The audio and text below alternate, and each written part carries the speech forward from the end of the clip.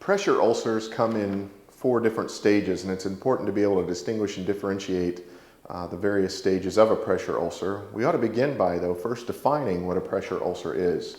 Pressure ulcer is a lesion that occurs in an area where there is constant and persistent pressure, unrelieved pressure. This pressure usually comes about to the tissue over bony prominences such as the sacrum, the coccyx, or the heels, places like this. And when we think about pressure ulcers and we want to distinguish them, we'll start by describing each stage and what differentiates or is characteristic of that particular stage of pressure ulcer. So stage 1 of a pressure ulcer, there is observable change in the color, temperature, and tissue consistency.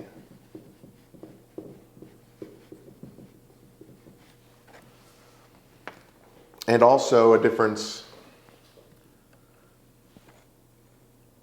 in the sensation. So when coming to that area, you'd notice a differentiation in color. It looks a different color when you compare it to surrounding tissues or comparable tissues in another part of the body. The temperature would be different in that area versus around it or in another comparable area. The feel of the skin would be different in that area compared to the surrounding tissue or a comparable area. And then when touching it, the person might say that they don't feel it, it feels numb. There'd be difference in a feeling for that particular area based on how it would feel in surrounding tissue or in a comparable tissue in another part. Stage 2 pressure ulcers are known by the fact that there's a superficial abrasion,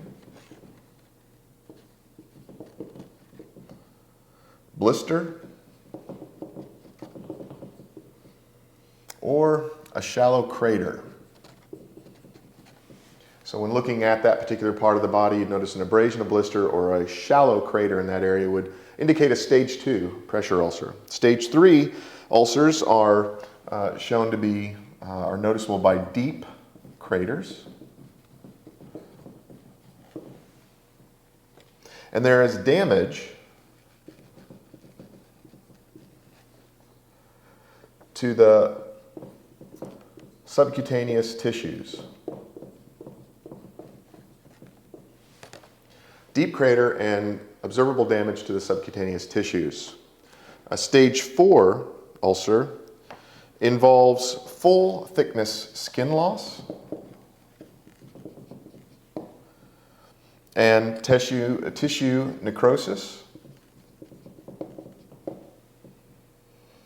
and possible damage to the muscles, bones, and other supporting structures.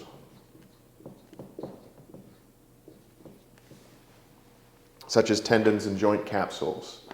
So by observing the person and looking especially at those places over bony protuberances like the heels, the sacrum, the coccyx, and other such areas, look for these differentiations. And when you notice them, you have a pressure ulcer there, and then be able to recognize which stage we're talking about. Stage 1, difference in color, temperature, skin consistency, or the sensation of the person as it's being touched. Stage 2, an open, obvious abrasion, blister, or shallow crater. Stage 3, deep craters and damage to the subcutaneous tissues. And then stage 4, very obvious with skin loss, skin necrosis, and damage to the connecting muscles, bones, and other structures.